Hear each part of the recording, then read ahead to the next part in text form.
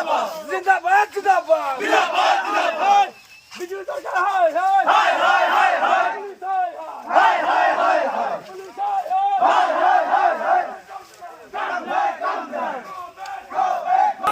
জিন্দাবাদ জিন্দাবাদ জিন্দাবাদ মুসলমান অধিকার খর্গ কলা না চলিব না চলিব না চলিব অধিকার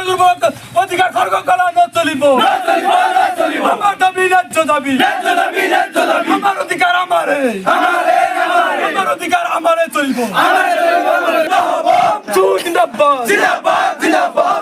জিন্দাবাদ জিন্দাবাদ জিন্দাবাদ জিন্দাবাদ জিন্দাবাদ জিন্দাবাদ সরকার হুঁশিয়ার হুঁশিয়ার হুঁশিয়ার অসম পুলিশের মোহাম্মদ আলী না চলিব না চলিব না চলিব অসম পুলিশ হায় হায় হায় হায়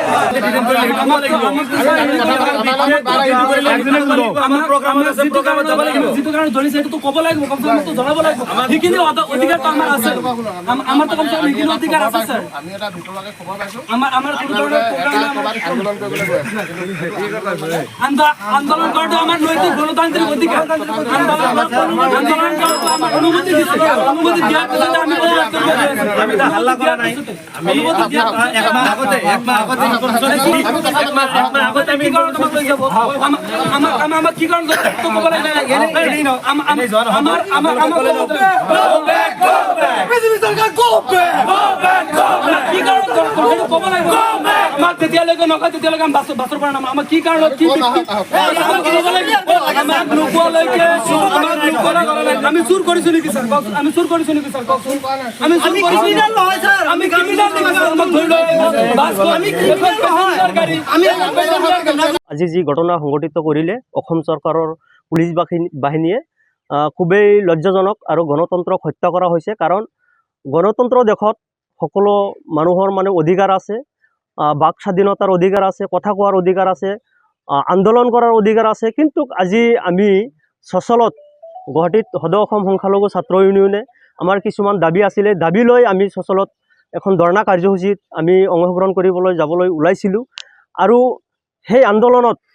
মানে ব্যাঘাত জন্মোৱাৰ কাৰণে অসম চৰকাৰৰ পুলিচ বাহিনীয়ে আজি আমাক ইয়াত ৰখাই দিছে খুবেই দুৰ্ভাগ্যজনক বিষয় যে আমি কিন্তু কোনো হাতিয়াৰ বা কোনো ধৰণৰ জংগী আন্দোলন কৰিবলৈ যোৱা নাই আমাৰ যি অধিকাৰ সেই অধিকাৰ আমাৰ যি প্ৰাপ্য সেই প্ৰাপ্যলৈ আমি আজি আন্দোলন কৰিবলৈ গৈ আছোঁ প্ৰায় 50 জন আমাৰ আমচু কৰ্মী আমি যাবলৈ ওলাইছিলোঁ আন্দোলনত আৰু সেই আন্দোলন মানে ব্যাঘাত জন্মোৱাৰ কাৰণে প্ৰতিটো জিলাতে এনেকুৱা মানে ব্যৱস্থা গ্ৰহণ কৰিছে প্ৰশাসনে মানে বাধা প্ৰদান কৰিছে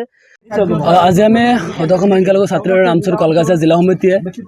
আমি পেচেঞ্জাৰ বাছসমূহত আমি গাড়ী ৰিজাৰ্ভ কৰা নাই পেচেঞ্জাৰ বাছসমূহত আমি গুৱাহাটী চহৰলৈ যাত্ৰা আৰম্ভ কৰিছিলোঁ এটা বাছত 15জনকৈ 20জনকৈ ল'ৰা আমি গৈ আছিলোঁ কিন্তু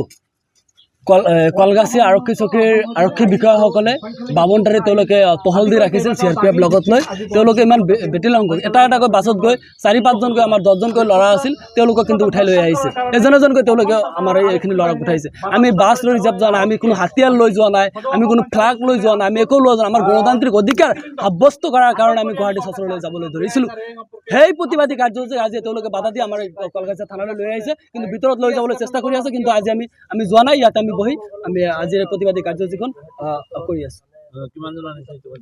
ইতিমধ্যে আমাৰ প্ৰায় 50জন মান আছে আৰু আমাৰ প্ৰায় ভালে সংখ্যক আমাৰ মানুহ ইতিমধ্যে আমাৰ গুৱাহাটী চহৰত তেওঁলোকে ৰাওনা হৈছে তেওঁলোকে গৈ আছে গুৱাহাটীত অসম সংগঠনৰ বিধায়ক যি 2025 যি আইন কলা আনিছে সেই আইনৰ বিৰোধিতা কৰি আজি প্ৰতিবাদী কাৰ্যসূচীখন আছিল লগতে আছিল আমাৰ ভূমিহীন পৰিয়ালক ভূমি প্ৰদান কৰা উচ্ছেদিত পৰিয়ালক পুনঃসংস্থাপন দিয়া আদি কৰি কেইবাটাও দাবীৰে আজি আমাৰ গুৱাহাটীৰ চহৰত প্ৰতিবাদী কাৰ্যসূচী হাতত লৈছে আমি ইতিমধ্যে চাবলৈ পাইছোঁ যে আমাৰ গণতান্ত্ৰিক আন্দোলনখনত বিভিন্ন জিলাৰ পৰ্যায়ৰ নেতাসকলক জিলাৰ সভাপতিসকলক বয়াগৰ সভাপতি হওক বা বিভিন্ন জিলাৰ পৰা আঞ্চলিক সভাপতিসকলক পুলিচে দম দি তেওঁলোকক ঘৰৰ পৰা উঠাই লৈ ৰাতিত ৰাখিছে বহু জিলা সমিতি তেওঁলোকে বহু আমচু কৰ্মীক ৰাতিত লৈ তেওঁলোকে গ্ৰেপ্তাৰ কৰি থানাত বহাই ৰাখিছে অতি দুৰ্ভাগ্যজনক ইমান চৰকাৰে ইমান নিষ্ঠুৰ হ'ব পাৰেনে গণতান্ত্ৰিক আইন চৰকাৰ এখনে আৰু যিটো আজি আমাৰ প্ৰতিবাদী কাৰ্যসূচী আছিলে এইখন সম্পূৰ্ণৰূপে চৰকাৰে পাৰ্মিশ্যন দিছিল চৰকাৰৰ পাৰ্মিশ্যন দিয়াৰ পিছতে আমি কলগাছিয়া জিলা সমিতি ওলাইছোঁ প্ৰতিখন জিলা সমিতিৰ পৰা মানুহ ওলাইছিল কিন্তু চৰকাৰৰ দুৰ্ভাগ্যজনক বিষয় এইটোৱে যে জিলা সমিতিসমূহৰ নেতাকৰ্মীসকলক বা কেন্দ্ৰীয় সমিতিৰ নেতাকৰ্মীসকলক বা আঞ্চলিক পৰ্যায়ৰ নেতাকৰ্মীসকলক তেওঁলোকে আটক কৰি আছে।